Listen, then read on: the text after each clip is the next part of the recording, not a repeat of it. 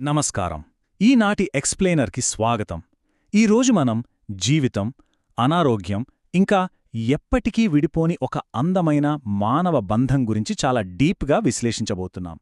ఇది కేవలం ఒక కథ కాదు, విపరీతమైన నొప్పిలో కూడా ఆశ ఎలా పుడుతుంది, మనకి ఉన్న టైం తక్కువే అయినా సరే ఆ ప్రేమ దాన్ని ఎలా అనంతంగా మారుస్తుంది అని చెప్పే ఒక బ్యూటిఫుల్ జర్నీ. సరే, ఇక ఏమాత్రం లేట్ చేయకుండా ఈ ఎక్స్ప్లెయినర్లోకి వెళ్ళిపోదాం. ఒక్కసారి ఇలా ఆలోచించండి. క్యాన్సర్ అనే ఒక పెద్ద మహమ్మారితో పోరాడుతున్న ఇద్దరు యువకులు ఆస్పత్రి వాసనలు, మందుల మధ్య లైఫ్ గడిపేస్తున్నారు. అలాంటి ఒక డార్క్ సిచ్యువేషన్లో సడన్గా వాళ్ల మధ్య ప్రేమ చిగురిస్తే అసలా జర్నీ ఎలా ఉంటుంది? అడుగడుగునా మరణం భయపెడుతున్నప్పుడు కూడా వాళ్ళు జీవితాన్ని, ఆనందాన్ని ఎలా వెతుక్కుంటారు?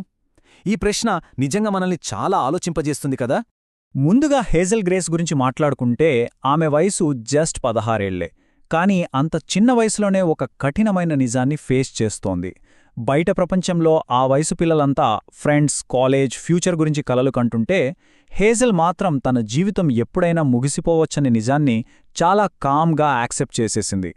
పెద్దగా ఆశలేమీ పెట్టుకోకుండా, అసలు జీవితం పట్ల ఎలాంటి ఎక్స్పెక్టేషన్స్ లేకుండా రోజులు గడిపేస్తుంటుంది. హేజల్ రోజువారీ జీవితం ఎంత కష్టంగా ఉంటుందో మనం అర్థం చేసుకోవచ్చు. ఎప్పుడూ ఆస్పత్రుల చుట్టూ తిరగడం, గుప్పెడన్ని మందులు వేసుకోవటం, గాలి పీల్చుకోవటానికి 24 గంటలో ఒక ఆక్సిజన్ సిలిండర్ మీద ఆధారపడటం, అక్షరాల ఇది ఆమె ప్రపంచం. కానీ ఈ ఫిజికల్ పెయిన్ కంటే ఒక పెద్ద ఇమోషనల్ భారం ఆమెను కుంగుదీస్తుంటుంది. తనను తాను ఒక టైం బాంబ్లా ఫీలవుతుంది హేజల్. తాను ఎప్పుడైనా చనిపోయి తన చుట్టూ ఉన్నవాళ్లకి, ముఖ్యంగా తన పేరెంట్స్కి ఎక్కడా తీరని శోకం మిగులుస్తుందో అన్న గిల్ట్ ఫీలింగ్ ఆమెను ప్రతిక్షణం తినేస్తూ ఉంటుంది. అయితే సరిగ్గా ఇక్కడే ఈ కథలో ఒక ఇంట్రెస్టింగ్ ట్విస్ట్. ఒకవైపు చూస్తేనేమో ముగింపు కోసం ఎదురుచూస్తూ సైలెంట్గా ఉండిపోయిన హేజల్, మరోవైపు చూస్తే దానికి పూర్తిగా ఆపోజిట్ క్యారెక్టర్ ఆగస్టస్ వాటర్స్. అతను క్యాన్సర్తో పోరాడి ఒక కాలు కోల్పోయినా సరే అతని ఫేస్లో ఎప్పుడూ ఆ నవ్వు అలాగే ఉంటుంది. అతనికి జీవితమంటే ఎనలేని ప్రేమ, మృత్యు అంచులకు వెళ్ళివచ్చినా ప్రతి మూమెంట్ని ఎంజాయ్ చెయ్యాలనే తపన అతనిది. అసలు ఇలాంటి ఇద్దరు డిఫరెంట్ పర్సనాలిటీస్ మధ్య ఆకర్షణ పుట్టడమనేది నిజంగా చాలా అద్భుతంగా ఉంటుంది. అసలు వీళ్ల బంధం ఎంత స్పీడ్గా కనెక్ట్ అయిపోయిందో చూస్తే భలే ఆశ్చర్యంగా అనిపిస్తుంది. క్యాన్సర్ సపోర్ట్ గ్రూప్లో వాళ్ల ఫస్ట్ మీటింగ్ వెంటనే ఒక స్ట్రాంగ్ ఫ్రెండ్షిప్గా మారిపోతుంది. ఆ తర్వాత ఒక సగం చదివిన నవల వాళ్ళిద్దరినీ ఎమోషనల్గా ఇంకా దగ్గర చేస్తుంది. ఆ నవలకి ఒక ఎండింగ్ లేకపోవడమనేది ఎగ్జాక్ట్గా వాళ్ల స్వంత జీవితాలకే ఒక పెద్ద ఎగ్జాంపుల్. మన జీవితాలు కూడా ఎప్పుడు ఎలా ముగుస్తాయో తెలియని ఆ భయం వాళ్లని ఆ బుక్ ద్వారా ఒక్కటి చేస్తుంది. ఈ కనెక్షనే వాళ్లను నెదర్లాండ్స్లోని ఆమ్స్టర్డామ్కి ఒక పెద్ద అడ్వెంచర్కి వెళ్లేలా చేస్తుంది. ఆ నవల ముగింపులో పాత్రల భవిష్యత్తు ఏమైంది? ఈ ఒక్క పాయింట్ హేజల్కి పిచ్చెక్కిస్తుంటుంది. సరిగ్గా ఇక్కడ ఆగస్టస్ ఏం చేస్తాడంటే, తనకున్న ఒక స్పెషల్ విష్ని వాడి ఆ నవల రైటర్ని కలవడానికి హేజల్ని ఆమ్స్టర్డామ్ తీసుకెళ్లాలని ఫిక్స్ అవుతాడు. ఇక్కడ పాయింట్ ఏంటంటే, అతను జస్ట్ ఆమెను ఒక ట్రిప్కి తీసుకెళ్లాలని అనుకోలేదు. క్యాన్సర్ ఆమె నుండి లాక్కున్న ఆ ఫ్రీడమ్ని, ఒక నార్మల్ టీనేజర్ లాంటి ఫీలింగ్ని ఆమెకు తిరిగి ఇవ్వాలని ఆరాటపడతాడు.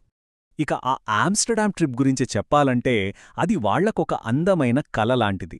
వాళ్లు తమకున్న హెల్త్ ఇష్యూస్ని, హాస్పిటల్ వాతావరణాన్ని అన్ని పూర్తిగా మర్చిపోతారు. ఒక కొత్త సిటీ రోడ్ల మీద ఉత్సాహంగా తిరుగుతూ, మనసారా నవ్వుకుంటూ, ప్యూర్గా ఆ క్షణాన్ని మాత్రమే ఆస్వాదిస్తారు. ఏ మెడికల్ టెన్షన్స్ లేకుండా జస్ట్ ఒక నార్మల్ కపుల్లాగా వాళ్లు గడిపిన ఆ క్షణాలు హేజల్ జీవితంలో నిజమైన స్వచ్ఛమైన ఆనందాన్ని ఇచ్చిన బెస్ట్ మెమరీస్ అని చెప్పొచ్చు. ఆమ్స్టర్డామ్లో ఒక అందమైన డిన్నర్ టైంలో ఆగస్టస్ చాలా ధైర్యంగా తన ప్రేమను హేజల్కి ప్రపోజ్ చేస్తాడు. అప్పటికే తనను తానొక గ్రెనేడ్లా ఫీలవుతున్న హేజల్ తన వల్ల అతనికెక్కడ బాధ కలుగుతుందో అని మొదట చాలా భయపడుతుంది. ప్రేమించడమంటే రేపు తాను చనిపోయినప్పుడు అతన్ని ఏడిపించడమే కదా అని ఆమె తల్లడిల్లిపోతుంది. కాని ఫైనలీ ఆ భయాన్ని పక్కన పెట్టేసి తన మనసులోని ప్రేమను యాక్సెప్ట్ చేస్తుంది. కాని ఇక్కడే ఒక విషాదం. ఆ సంతోషం ఎక్కువ కాలం నిలవలేదు.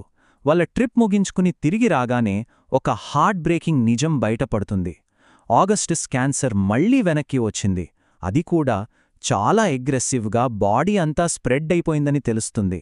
ఎవ్వరూ కలలో కూడా ఊహించని ఈ ఒక్క షాకింగ్ న్యూస్ వాళ్ళ కొత్త జీవితాన్ని ఒక్కసారిగా చీకటిలోకి నెట్టేస్తుంది. ఒక్కసారిగా సీన్ రివర్స్ అయిపోతుంది.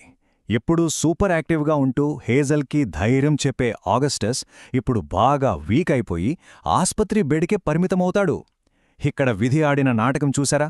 నిన్నటి వరకు హేజల్కు అండగా ఉన్న అబ్బాయి ఇప్పుడు ఆమె సపోర్ట్ కోసం చూస్తున్నాడు.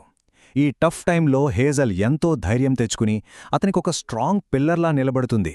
ఒక కఠినమైన వాస్తవం వాళ్ల ముందు వచ్చి నిలబడుతుంది. నేను చనిపోయాక ఈ ప్రపంచం నన్ను మర్చిపోతుందేమో.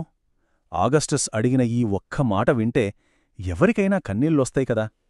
మరణం ఖాయమని తెలిసినప్పుడు ఎవరికైనా వచ్చే భయమిది. అప్పుడు హేజల్ ఒక బ్యూటిఫుల్ ఆన్సర్ ఇస్తుంది.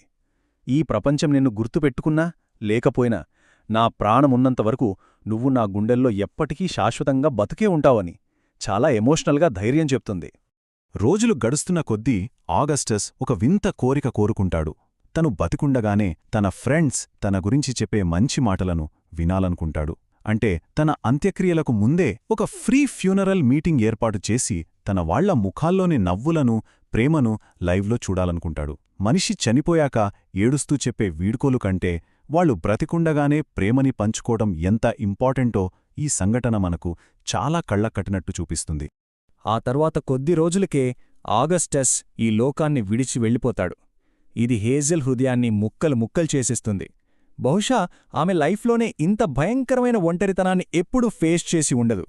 కాని ఆశ్చర్యంగా ఆగస్టస్ వదిలి వెళ్లిన ఆ బ్యూటిఫుల్ మెమరీస్ ఆమెకొక తెలియని బలాన్నిస్తాయి. ఆ జ్ఞాపకాలే ఆమె ఏడుపుకి మందులా, ఆ పెయిన్ని దాటేందుకొక దారిలా హెల్ప్ చేస్తాయి. సో ఇక్కడ అసలైన కీలకమైన పాయింట్ ఏంటంటే, ఆగస్టస్ చనిపోయాక హేజల్కు అతను రాసినొక లాస్ట్ సీక్రెట్ లెటర్ దొరుకుతుంది. అందులో ఒక అద్భుతమైన నిజముంటుంది. మనము ఈ భూమి మీద ఎంతకాలం బతికామో అన్నది ఇంపార్టెంట్ కాదు, ఎలా ప్రేమించామో అన్నదే మన లైఫ్కి అసలైన మీనింగ్ అని అతను రాస్తాడు. ఈ ఒక్క డైలాగ్ ఈ మొత్తం ఎక్స్ప్లెయినర్ సారాంశాన్నే మన ముందుంచుతుంది. ఫైనల్లీ హేజల్ ఆకాశం వైపు చూస్తూ ఒక గొప్ప నిజాన్ని రియలైజ్ అవుతుంది. మన జీవితం ఎంత చిన్నదైనా అందులో ఎన్ని కష్టాలున్నా అది వేస్ట్ అయిపోయినట్టు కాదు. ఎందుకంటే వాళ్లు పంచుకున్న ప్రేమకి ఎండ్ లేదు, అది అనంతం. ఆగస్టస్ తన లైఫ్లో ఉన్నది కొద్ది కాలమే అయినా ఆ స్వచ్ఛమైన ప్రేమ కాలాన్ని దాటేసి మరణాన్ని సైతం ఓడించి శాశ్వతంగా నిలిచిపోతుందని ఆమెకి పూర్తిగా అర్థమైపోతుంది. ఇక ముగించే ముందు మనల్ని మనం ఒక లోతైన ప్రశ్న వేసుకోవాలి. ఒక చిన్న లైఫ్లో ఇంత అన్లిమిటెడ్ ప్రేమకు చోటున్నప్పుడు మనం మన సమయాన్ని ఎలా స్పెండ్ చేస్తున్నాం? నిరంతరం పరుగులు తీసే ఈ ఉరుకుల పరుగుల జీవితంలో మనం దేనికి ప్రయారిటీ ఇస్తున్నాం? ఈ స్ఫూర్తిదాయకమైన ఆలోచనతో ఈ ఎక్స్ప్లెయినర్ను ఇక్కడితో ముగిద్దాం. ఈ ఆలోచనలు ఎప్పటికీ మనతోనే ఉంచుకుందాం.